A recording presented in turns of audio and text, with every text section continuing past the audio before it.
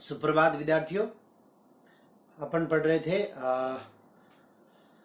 आनुवांशिकी एवं विकास। आनुवांशिकी एवं विकास में अपन ने पहला चैप्टर स्टार्ट किया था विविधता और वंशागति के सिद्धांत। तो इसमें अपना आज ये लास्ट वीडियो रहेगा। तो इसमें दो टॉपिक बचे अपने। सबसे पहला है मधुमक्खी में लिंग निर्धारण। मधुमक्खी में लिंग निर्धारण जो है वो निर्भर करता है क्रोमोसोम की संख्या पर। ठीक है, क्रोमोसोम की समुच्चय संख्या मादा जो मधुमक्खी होती है उसमें क्रोमोसोम्स की संख्या जो है वो 32 होती है, जबकि नर मधुमक्खी में क्रोमोसोम की संख्या क्या होती है, 16 होती है। तो एक शुक्राणु और एक अंडाणु के युग्मन से यानी निषेचन से एक रानी या श्रमिक, आप लोगों को पता है मधुमक्खी में 3 प्रजाति पाई जाती है, एक नर, एक रानी और एक श्रमिक। तो श्रमिक का निर्माण जो है वो श्रमिक और रानी का निर्माण जो है वो निषेचन के द्वारा होता है। ठीक है, मादा के अंदर क्या है, 32 क्रोमोसोम है। 32 क्रोमोसोम में पहले अर्धसूत्री विभाजन होगा। अर्धसूत्री विभाजन से दोनों गुणसूत्र जो है 16-16 में, 32 गुणसूत्र जो है वो 16-16 में विभक्त हो जाते हैं। जबकि नर के अंदर केवल मात्र 16 ही गुणसूत्र होते हैं, तो उसमें समसूत्री विभाजन होता है। समसूत्री विभाजन के फलस्वरूप 16 ही गुणसूत्र रहते हैं। और जब ये शुक्राणु और अंडाणु आपस में संलयित होते हैं यानी निषेचन की क्रिया होती है, तो 32 क्रोमोसोम वापस आ जाते हैं और इसके द्वारा क्या होगा, फीमेल या मादा और श्रमिक का निर्माण होगा। जबकि बिना निषेचन के, और बिना निषेचन के जो क्रिया होती है उसको अपन हिंदी में अनिषेक जनन या अंग्रेजी में पार्थेनोजेनेसिस कहते हैं। तो पार्थेनोजेनेसिस या बिना निषेचन की क्रिया के नर का निर्माण होता है और निषेचन की क्रिया के द्वारा मादा और श्रमिक का निर्माण होता है। तो हम कह सकते हैं एक अनिषेचित अंड अनिषेक जनन पार्थेनोजेनेसिस द्वारा नर या ड्रोन में विकसित होते हैं। इसका अर्थ यह होता है कि नर में क्रोमोसोम की संख्या जो है वो मादा की अपेक्षा आधी होती है। मादा जो है वो यहाँ डिप्लॉइड होती है, द्विगुणित होती है, उसमें 32 क्रोमोसोम पाए जाते हैं और नर में 16 क्रोमोसोम पाए जाते हैं। इस प्रकार के लिंग निर्धारण को अगुणित द्विगुणिता, ये भी नाम आप याद रखेंगे, अगुणित द्विगुणिता प्रकार का लिंग निर्धारण कहलाता है। तो इस नाम से भी अपने प्रश्न आ सकता है कि अगुणित द्विगुणिता लिंग निर्धारण को समझाइए। तो अपन ने पढ़ा, आप लोगों को याद होगा, एक तो अपन ने पढ़ा था प्रोटेनर प्रकार का लिंग निर्धारण।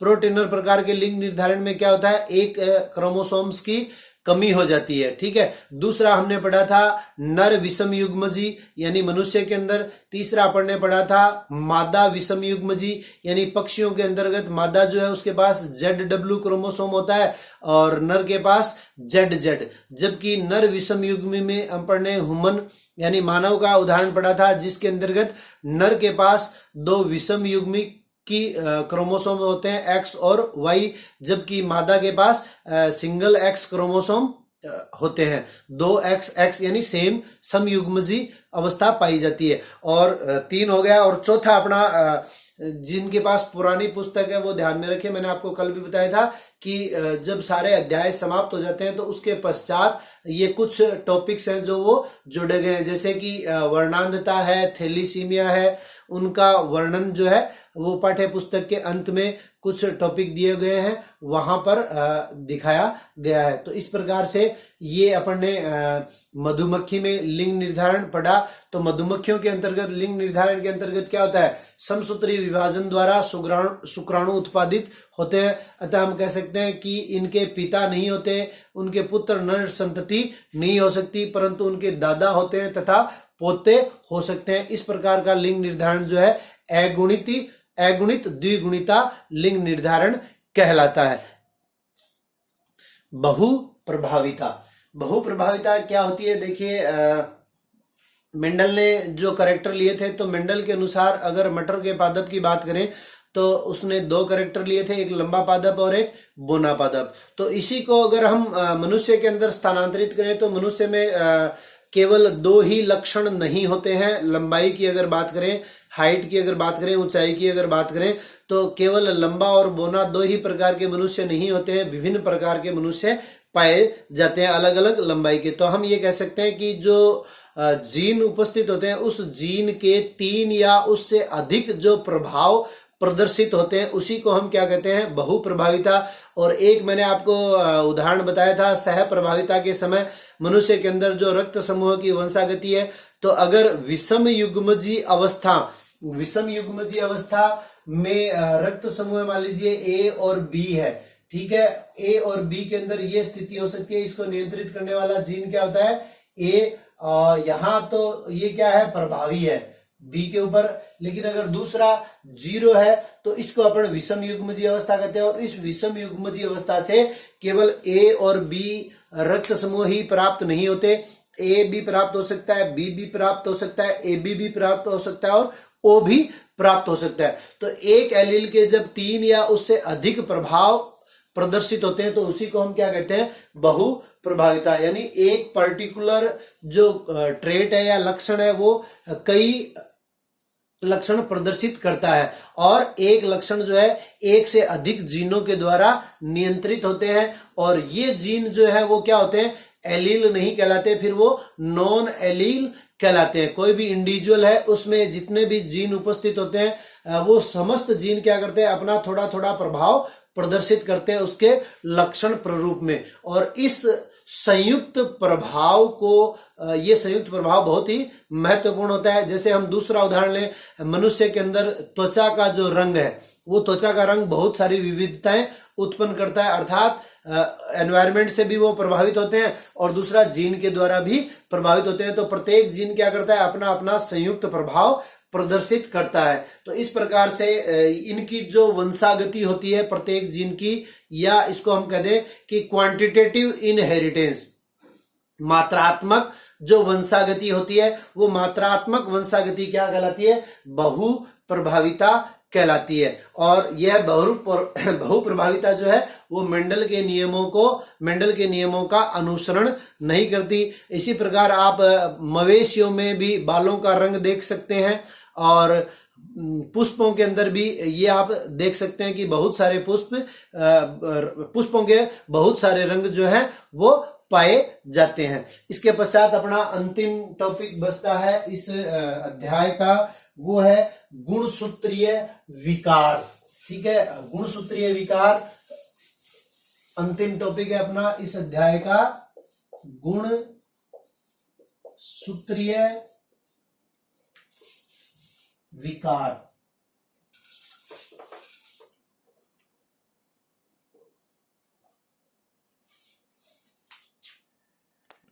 गुणसूत्रीय विकार या क्रोमोसोमीय विकार। तो एक तरफ अपन जानते हैं कि किसी भी जीव में गुणसूत्रों की संख्या जो है वो निश्चित पाई जाती है, डेफिनेट होती है। जैसे अगर मनुष्य की बात करें तो मनुष्य में 46 गुणसूत्र पाए जाते हैं। तो इन गुणसूत्रों की संख्या में कमी या अधिकता होना, गुणसूत्रों की संख्या में कमी या अधिकता होना क्या कहलाता है, क्रोमोसोमलीय विकार कहलाता है। और ये किसके कारण हो सकता है, ये कोशिका विभाजन के समय जो अर्ध गुणसूत्र एक दूसरे से पृथक होते हैं उनमें पृथकता का अभाव हो जाना, या फिर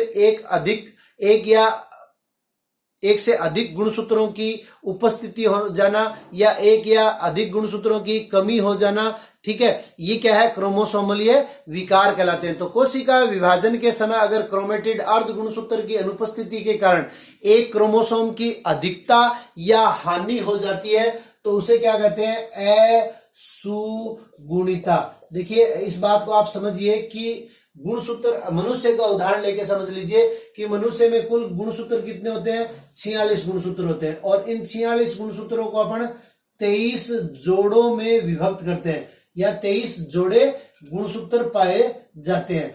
अब 23 जोड़े के स्थान पे क्या हो, एक गुणसूत्र, यानी टोटल नंबर, एक गुणसूत्र की कमी हो या एक गुणसूत्र की अधिकता हो तो उसे क्या कहेंगे, असुगुणिता। ठीक है, और अगर सेट यानी पेयर जोड़े की कमी या अधिकता होती है तो उसे हम सुगुणिता कह देते हैं। अभी जैसे असुगुणिता के उदाहरण में अपन देखें तो पहला आ जाता है अपना डाउन सिंड्रोम।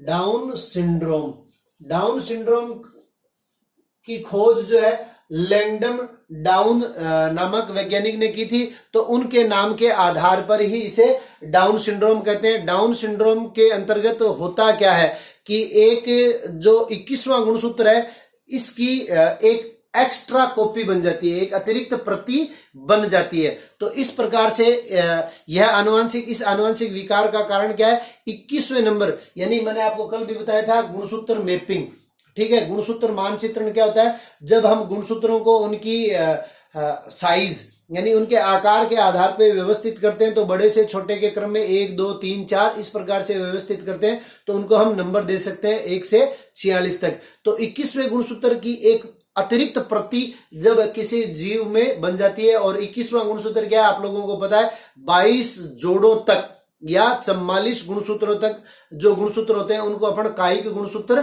कहते हैं। और एक जोड़ा जो अंतिम जोड़ा है जिसमें नर के अंदर X और Y और मादा के अंदर XX क्रोमोसोम होता है, इसको हम एलोसोम या लिंग गुणसूत्र कहते हैं। तो एक कायिक गुणसूत्र की अतिरिक्त प्रति बन जाती है, और इसकी खोज जो है सबसे पहले अफ्रीका महाद्वीप के मंगोलिया देश में हुई थी, इसलिए इसको मंगोलिज्म भी कहते हैं। और इसकी खोज किसने की थी, लैंगडम डाउन ने की थी, तो उनके नाम के आधार पे इसे लैंगडम डाउन कहते हैं। इस एक एक्स्ट्रा कॉपी हो जाने के कारण गुणसूत्र के अंतर्गत, तो इससे जीव में क्या प्रभाव पड़ता है, तो ऐसे व्यक्ति या यूं कहते हैं रोगी व्यक्ति छोटे कद के होते हैं, छोटा और इनका गोल सिर होता है, जीभ में एक खांच पाई जाती है, और मुंह जो है वो आंशिक रूप से खुला रहता है, चौड़ी हथेली होती है, जिसमें व्यक्ति की मानसिक स्थिति और शारीरिक स्थिति जो है वो अवरुद्ध हो जाती है। तो ये हो गया अपने डाउन सिंड्रोम का उदाहरण। दूसरा एक स्थिति हो सकती है जिसको अपन कहते हैं टर्नर सिंड्रोम। टर्नर सिंड्रोम के अंतर्गत क्या होता है कि एक X गुणसूत्र जो है मादा के अंदर 2 X गुणसूत्र होते हैं, तो यहां एक X गुणसूत्र की क्या हो जाती है, हानि हो जाती है। एक X गुणसूत्र की हानि हो जाती है जिसे हम टर्नर सिंड्रोम कहते हैं। दूसरी बात जैसे असुगुणिता की, तो एक दूसरी बात और कर लेते हैं बहुगुणिता की।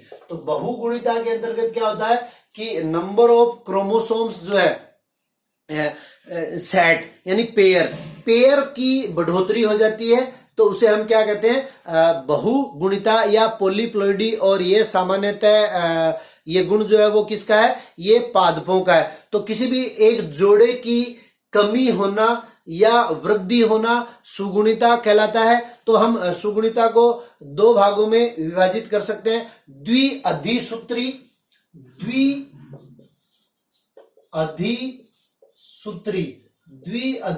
में क्या होगा, पेयर की क्या हो जाएगी, एक पेयर की बढ़ोतरी हो जाएगी, यानी समुच्चय की बढ़ोतरी हो जाएगी, या हम कहते हैं एक एलील की बढ़ोतरी हो जाएगी। इसे टेट्रासोमी भी कहते हैं अंग्रेजी में। और दूसरा क्या है, द्विन्यून सूत्री, यानी यहां यानी 2 गुणसूत्रों की क्या हो जाएगी, कमी हो जाएगी, द्विन्यून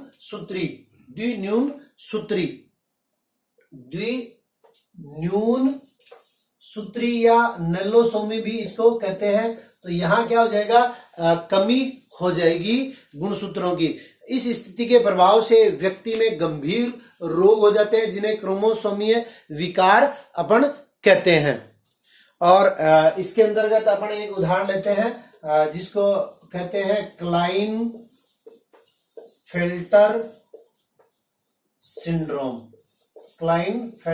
सिंड्रोम।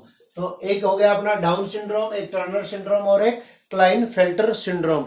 तो टर्नर सिंड्रोम के अंतर्गत तो मैंने आपको बताया कि इसके कारण क्या होता है, एक एक्स क्रोमोसोम की कमी हो जाती है, तो नंबर ऑफ क्रोमोसोम कितने रह गए, 45 रह गए। तो इसको हम X0 के रूप में भी प्रदर्शित कर सकते हैं। और इस प्रकार के जो प्राणी होते हैं या इस प्रकार की जो मादा होती है, क्योंकि एक X क्रोमोसोम है तो वो मादा ही रहेगी। इस प्रकार की मादा जो है वो बांझ होती है, क्योंकि इनमें अंडाशय जो है वो अल्प परिवर्धित होते हैं और इनमें द्वितीयक लैंगिक लक्षणों का भी विकास नहीं होता। द्वितीयक लैंगिक लक्षण क्या होते हैं? किशोरावस्था के पश्चात जब हम नर और मादा में विभेद उत्पन्न जिन लक्षणों के आधार पर कर सकते हैं उन्हें हम क्या कहते हैं? द्वितीयक लैंगिक लक्षण। जैसे नर के अंदर चेहरे पे दाढ़ी मूंछ का आना, आवाज का भारी होना, कंधों का मजबूत होना, ये नर के अंदर द्वितीयक लैंगिक लक्षण होते हैं। और मादा के अंदर आवाज का पतला होना, अंगों का कोमल होना, नितंबों के ऊपर चर्बी का जमाव होना, स्तनों में वृद्धि होना, ये क्या है? द्वितीयक लैंगिक लक्षण है। तो टर्नर सिंड्रोम से ग्रसित मादाओं के अंतर्गत अंडाशय अल्प वर्धित होता है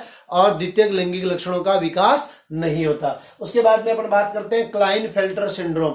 तो क्लाइनफेल्टर सिंड्रोम में क्या होता है कि जो नर होता है XY कंडीशन होती है उसमें एलोसोम क्रोमोसोम की, और यहाँ एक X गुणसूत्र की अतिरिक्त प्रति आ जाती है। तो टोटल नंबर ऑफ क्रोमोसोम्स तो कितने हो जाएंगे? 47 हो जाएंगे। और इस रोग के प्रभाव क्या होंगे? तो इस रोग के प्रभाव पुंज प्रधान होते हैं। सामान्यतः जो आकार है नरों का वो सामान्य की तुलना में बहुत अधिक बढ़ जाता है और इनमें स्त्रीवत लक्षण जो है वो विकसित हो जाते हैं। यानी जो अपन ने द्वितीयक लैंगिक लक्षणों की अभी बात की, तो ऐसे व्यक्ति भी भांज होते हैं, मतलब नॉन फर्टाइल होते हैं, इनके आगे कोई संतति उत्पन्न नहीं होती। और ऐसे नरों में स्तनों का विकास हो जाता है। तो स्तनों का विकास जब नर में हो जाता है तो इस स्थिति को गायनिकोमेस्टीज भी कहते हैं। यानी अलग से अपने को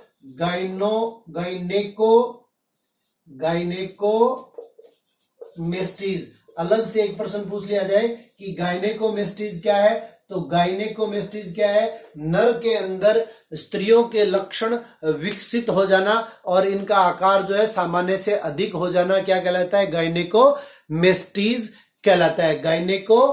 गायनिकोमेस्टीज। तो इस प्रकार से ये 3 अपने क्या है? गुणसूत्रीय विकार है। और इन्हीं गुणसूत्रीय विकारों के साथ अपना ये अध्याय जो है वो यहीं समाप्त होता है। अगले वीडियो में हम एक नए अध्याय को लेकर आएंगे।